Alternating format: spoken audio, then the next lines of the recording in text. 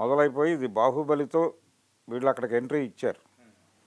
ఇచ్చిన తర్వాత అక్కడ రికార్డులు కొట్టడం అనే ప్రక్రియ మొదలైపోయింది. ఇప్పటివరకు బాహుబలి 2 రికార్డు కొట్టడం ఎవరి వల్ల సాధ్యం కానటువంటి ఒక పరిస్థితి.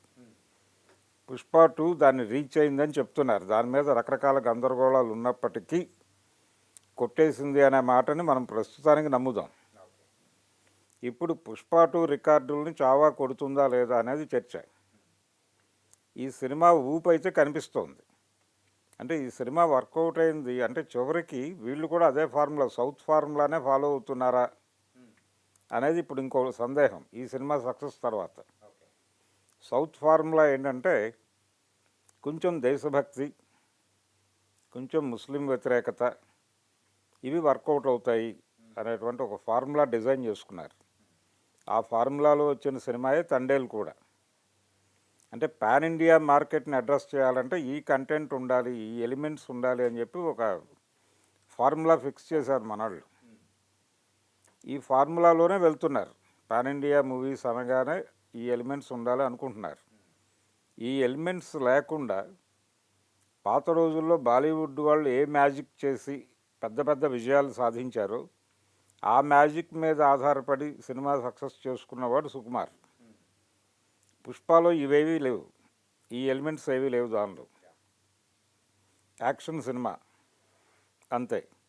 దీవార్ సినిమానే పుష్ప, అంతకుమించి ఏమీ లేదు. అంటే దీవార్లో కూలీ అతను అమితాబ్, కూలీ నుంచి డాన్ అవుతాడు, అదే లైన్. డిఫరెంట్ ఇంకొక ఏరియాలో చెప్పాడు ఆయన పోర్ట్లో చెప్తే ఈయనేమో ఫారెస్ట్లో చెప్పాడు. కథ అదే. నిప్పులాంటి మనిషే పుష్ప కూడా. కాబట్టి బాలీవుడ్ ఫార్ములాలో సినిమా తీసి బాలీవుడ్లో పెద్ద హిట్ కొట్టడం అనేది సుకుమార్ వల్ల అయింది. రాజమౌళి ఇంకొక డిఫరెంట్ ఏరియాతో వెళ్ళాడు. అంటే ఒక జానపద కథ చెప్పడం ద్వారా ఆడియన్స్ని అద్భుత రసంలోకి తీసుకెళ్ళిపోయి వాళ్ళని మెస్మరైజ్ చేసి థియేట్రికల్ ఎక్స్పీరియన్స్ అనేటువంటి బ్రాండ్తో హిట్ కొట్టాలనుకున్నాడు. ఆ ప్రయత్నంలో 2 సార్లు విజయం సాధించాడు ఆయన. ఏది బాహుబలి, తర్వాత వచ్చినటువంటి RRR కూడా. ఆయన ఇప్పటికీ దాన్నే నమ్ముకున్నాడు. ఆయన చేయబోతున్నటువంటి సినిమా కూడా అదే, మహేష్ బాబుతో చేస్తున్న సినిమా కూడా అదే. సో అదొక ఫార్ములా. ఈ రెండూ కాకుండా బాలీవుడ్ నుంచి వచ్చినటువంటి పెద్ద హిట్ సినిమా ఒకటి ఉంది. ఆ మధ్య తక్కువ డబ్బులతో తీసి పెద్ద హిట్ కొట్టారు, కాశ్మీర్ ఫైల్స్. కాశ్మీర్ ఫైల్స్, కేరళ స్టోరీలతో ఒక ఫార్ములా డిజైన్ అయింది. ఆ ఫార్ములాని నమ్ముకునే ఇప్పుడు సౌత్ నుంచి సినిమాలు వెళ్తున్నాయి. ఈ సౌత్ నుంచి వెళ్ళి హిట్టులు కొడుతున్నటువంటి సినిమాలు ఇంక్లూడింగ్ అంటే రాజమౌళి గారు చేసినటువంటి RRRలో కూడా ఈ ఫార్ములా కొంత ఉంది. ఒక రకంగా అది రామాంజనేయ విజయం. ఆ కథ రామ్ చరణ్ రాముడు, ఎన్టీఆర్ ఆంజనేయుడు, ఆంజనేయుడు భుజాల మీద కూర్చుని రాముడు బాణాలు వేసి విజయం సాధించటమే సినిమా. సో అక్కడ శత్రువుగా ఎవరిని చూపించారు? బ్రిటిష్ వాడిని చూపించారు. వర్కౌట్ అయిపోయింది. రామాంజనేయ విజయం పేరుతో వాళ్ళు హిట్ కొట్టాడు ఆయన. రాముడు జయ శ్రీరామ్ నినాదంతో అది సినిమా వర్కౌట్ అయిపోయింది. సో ఇదంతా చూసి చివరికి ఇలా లాభం లేదంటే సౌత్ ఇండియన్ సినిమాలో కథ ఉంటుందని ఆ మధ్య అనుపమ్ ఖేర్ అన్నాడు. అనుపమ్ ఖేర్ దేన్ని కథ అనుకుంటున్నాడు అనేది. అంటే ఆ సినిమాలో ఉన్నాడు ఆయన. ఏ సినిమాలో? కాశ్మీర్ ఫైల్స్లో ఉన్నాడు. ఏంటి ఉంది కాశ్మీర్ ఫైల్స్లో అంటే అగ్నిహోత్రి ఏం తీశాడు ఆ సినిమాలో? వివేక్ అగ్నిహోత్రి టోటల్ సినిమాలో కొంతమంది ముస్లింలు ఒక హిందూ ఫ్యామిలీలోకి వెళ్ళిపోయి అక్కడ అమ్మాయిలను రేప్ చేయటం, అక్కడ మిగిలిన వాళ్ళని చంపేయటం, ఇదే స్టోరీ. ఒక 3 ఇన్సిడెంట్లు చెప్పేసి ముగిస్తాడు సినిమాని. ఈ 3 రియల్ ఇన్సిడెంట్లు అంటాడు ఆయన. అది కూడా సౌత్ ప్రొడ్యూసర్ చేసిందే. చాలా పెద్ద హిట్ కొట్టింది ఆ సినిమా. సో ఇది ఒక ఫార్ములాగా మారిపోయి కథ అంటే హిందుత్వానే కథ అనే వాతావరణం తీసుకొచ్చారు. ఇప్పుడు ఇదే ఫార్ములాలో ఈ సినిమా వెళ్ళింది. ఆ మధ్యకాలంలో షారూఖ్ ఖాన్ గారి సినిమా ఒకటి చూసాం మనం. ఏది ఆయన పెద్ద హిట్ కొట్టినటువంటి సినిమా పఠాన్. దానిలో కూడా ఇదే ఆర్టికల్ 370 గొడవ. ఆర్టికల్ 370 మీద పాకిస్తాన్ రియాక్షన్స్ని అడ్డుకోవటానికి భారత్ నుంచి వెళ్ళేటువంటి మిషన్. సో షారూఖ్ ఖాన్కి కూడా తప్పలేదు, దేశభక్తి అనకపోతే షారూఖ్ ఖాన్కి కూడా సినిమా బతికే పరిస్థితి లేదు అన్నారు ఆ రోజున. ఇప్పుడు అదే మాట మళ్ళీ ఇప్పుడు వినిపిస్తోంది. ఏది చావా హిట్ సందర్భంగా అనుపమ్ ఖేర్ అన్నట్టు ఈ సినిమాలో కూడా కథ ఉంది అంటున్నారు. ఆ కథ ఏంటంటే ఇదే, అంటే ఔరంగజేబుని విలను, సంభాజీ హీరో, ఇది కథ వర్కౌట్ అయిపోయింది అంటున్నారు. కానీ నిజానికి అదొక ఎలిమెంటే కాదు ఈ సినిమాలో. ఈ యాక్షన్ ఎపిసోడ్ అంతా చాలా థ్రిల్లింగ్గా షూట్ చేశారు. దాంతోపాటు దాన్ని బ్యాలెన్స్ చేసేటువంటి లెవెల్లో ఎమోషన్స్ నడిపారు. పాత్రల మధ్య భావోద్వేగాలు అనేవి విపరీతంగా వర్కౌట్ అయినాయి ఈ సినిమాలో. అందుకని ఆడియన్స్ కనెక్ట్ అయ్యారు. కనెక్ట్ అయ్యి ఇప్పుడు బిగ్ కలెక్షన్స్ దిశగా పెడుతోంది అది. ఈ ఊపు ఎక్కడి దాకా కొనసాగుతుంది, అది పుష్పాన్ని బ్రేక్ చేస్తుందా అనేది చూడాలి. అంటే బాలీవుడ్ అనేటప్పటికీ మనకు యూజువల్గా కొన్ని సంవత్సరాల క్రితం వరకు లవ్ స్టోరీ, ఏదో ఫారెన్లో షూట్ చేసుకొని రావడాలు, సో ఏదో హైఫై ఆ టైప్ ఆఫ్ కల్చర్ని చూపించే ఆ ధోరణి అనేది కూడా ఉంది. ఇప్పుడు ఈ మూవీస్ హిట్ ద్వారా కూడా వాళ్ళ ఒక థింకింగ్ అనేది కూడా, మేకర్స్ థింకింగ్ అనేది కూడా మారుతుంది అనుకోవచ్చు. లేదు, ఇదొక ఫార్ములా సినిమా అంతే. ఇదొక ఫార్ములా సినిమా.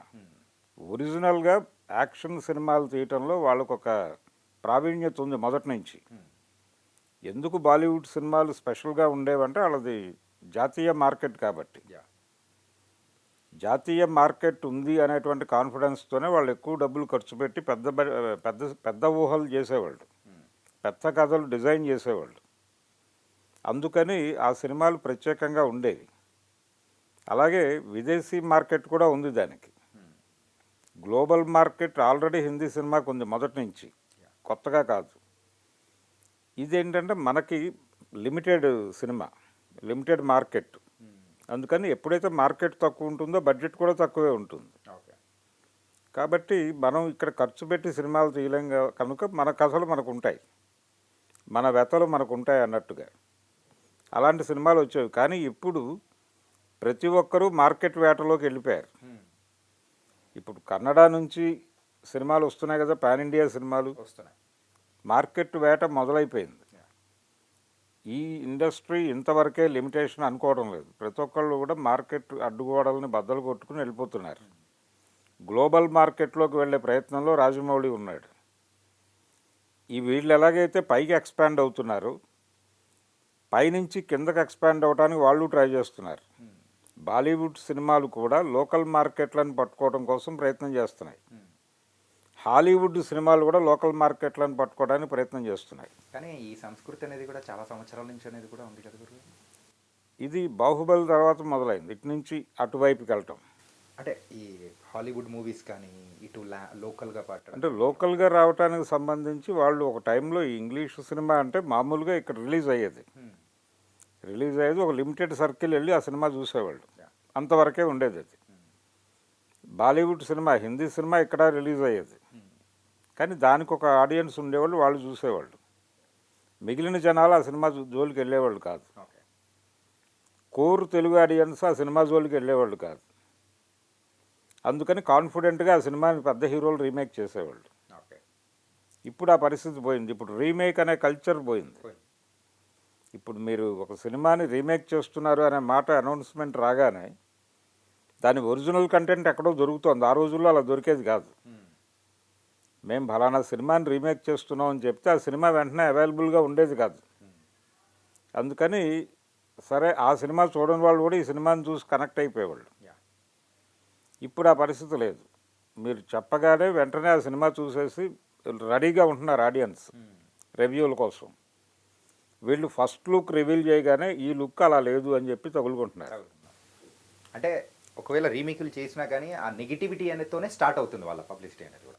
నెగిటివిటీతో పబ్లిసిటీ మొదలవుతుంది అనుకుంటున్నారు, కానీ బ్యాడ్ అయిపోతుంది సినిమా.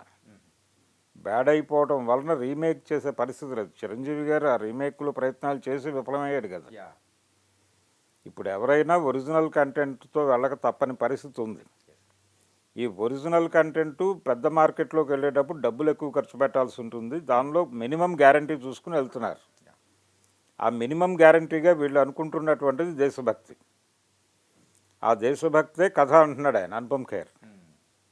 దేశభక్తి అంటే ఒక మతం తాలూకా దేశభక్తి ఇంకో మతానికి ప్రాణ సంకటంగా మారకూడదు, కానీ వీళ్ళు మారుస్తున్నారు.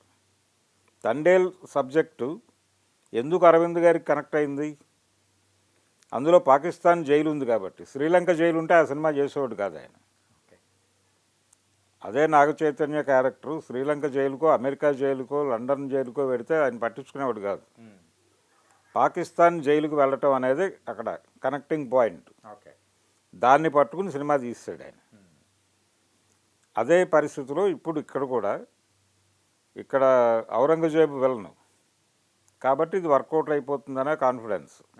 ఇది ఒక జస్ట్ మినిమం గ్యారంటీ కోసం పెట్టుకున్నది. మిగిలిన ఎమోషన్స్ అన్నీ డైరెక్టర్ వర్కౌట్ చేశాడు. ఓకే, కానీ ఇందులో కూడా ఇంకొక విషయం అనేది కూడా మాట్లాడుకోవాలి.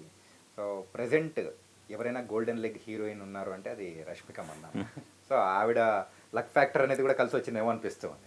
అంటే ఇప్పుడు మనం చెప్పుకున్నట్టుగా సౌత్ ఇండియన్ ఆలోచన విధానం, సౌత్ ఇండియన్ ఫిలిం మేకర్స్ వ్యక్తం చేస్తున్నటువంటి ఆలోచన విధానమే ఆ సినిమాకి పునాది అనుకుంటే, ఓకే, ఇంకొకటి సౌత్ ఇండియన్ హీరోయిన్ రష్మిక ఉండటం వలన సక్సెస్ అనటం. ఇది కూడా అంటే అతను 2 ఎలిమెంట్స్ పెట్టుకుని మూడోది తన వంతు కృషి తాను చేశాడు. ఈ సినిమాని నిలబెట్టింది ప్రధానంగా యాక్షన్ ఎపిసోడ్స్. యాక్షన్ ఎపిసోడ్ని సస్టైన్ చేసే పద్ధతిలో క్యారెక్టర్ల మధ్య భావోద్వేగాలను నడిపాడు డైరెక్టర్. అవి రెండూ కలిసి సినిమాని నిలబెట్టినాయి. ఇంతకు ముందు వరకు బాలీవుడ్కు ఉన్నటువంటి క్రేజ్ అదే, యాక్షన్ ఎపిసోడ్ చాలా బిగ్ లెవెల్లో వెళ్తారు వాళ్ళు అని. ఇప్పుడు బాహుబలి సినిమా వచ్చిన తర్వాత బ్రహ్మాస్త్ర అని ఒక ప్రయోగం చేశారు వాళ్ళు. అది వికటించింది. అది వికటించడానికి కారణం ఏంటంటే దానిలో పాత బాలీవుడ్ సినిమాల గ్రేస్ కనబడలేదు, ఈ సినిమాలో కనిపించింది. ఈ సినిమాలో దేశభక్తి ఈ లైన్స్లో వెళ్ళినప్పటికీ పాత బాలీవుడ్ గ్రేస్ కనిపించింది దానిలో. అందుకని జనాలు చూస్తున్నారు దాన్ని. సౌత్ ఇండియన్ ఆడియన్స్ కూడా కనెక్ట్ అవుతున్నారు దానికి. అందుకని పాన్ ఇండియా లెవెల్లో వసూళ్ళు బాగున్నాయి ఆ సినిమాకి. దాంతోపాటు రష్మిక, ఇప్పుడు రష్మిక టోటల్గా అంటే నేషనల్ క్రష్ అనేసారు కదా ఆల్రెడీ. అది మరోసారి ప్రూవ్ చేసుకుంది ఆవిడ. యానిమల్ తర్వాత పుష్ప 2, అంటే మార్కెట్ను కొడుతున్న ప్రతి సినిమాలోనూ తను హీరోయిన్గా ఉంది. తన ఫీమేల్ లీడ్లో ఉన్న ప్రతి సినిమా కూడా రికార్డుల వేటలో నిలబడుతోంది. అది ఒక అచీవ్మెంటే. తను చేయబోతున్న నెక్స్ట్ ప్రాజెక్టులు కూడా అలాగే ఉన్నాయి లైనప్. అందుకని ఇది రష్మిక హిట్ అని కూడా అనుకోవచ్చు, ఏం పర్లేదు. ఇప్పుడు సౌత్ ఇండియన్ ఫార్ములా తప్ప గతి లేదు బాలీవుడ్కి అనేస్తున్నారు ఇక్కడ. ఆల్రెడీ రివ్యూవర్స్ ఆ మాట మాట్లాడేస్తున్నారు. అలాగంటే తండేలు కూడా ఎరగొట్టేయాలి కదా. అది ఒక మేరకే నడిచింది. ఇక్కడ వీళ్ళు నెంబర్స్ మాట్లాడుతున్నారు కానీ దాని పెర్ఫార్మెన్స్ లిమిటెడ్గానే ఉంది. దానికి రకరకాల రీజన్స్ చెప్తున్నారు అనుకోండి వీళ్ళు. కానీ ఈ సినిమా కనెక్ట్ కావడానికి కేవలం ఆ ఎలిమెంట్ మాత్రమే కాదు. ఇప్పుడు ఈ సినిమా హిట్ అయిన తర్వాత ఏఎం రత్నం గారికి 3 వచ్చి ఉండాలి. ఎందుకంటే అది కూడా హరిహర వీరమల్లు కూడా ఇదే లైన్లో ఉన్న సినిమానే. ఇది కూడా ఔరంగజేబ్ మీద యుద్ధమే. కాబట్టి ఇదే లైనప్లో కనుక ఆయన అనుకున్నటువంటి డేట్ మార్చి ఎండింగ్ అనుకుంటున్నాడు. మార్చి 28 అనేది అనౌన్స్ చేశాడు ఆయన. సో మార్చి 28కి ఇది కొంత ఊపు తగ్గుతుంది. ఆ టైంకి దాన్ని లైన్లో పెట్టేస్తే ఈ మూడ్ క్యారీ అవుతుంది.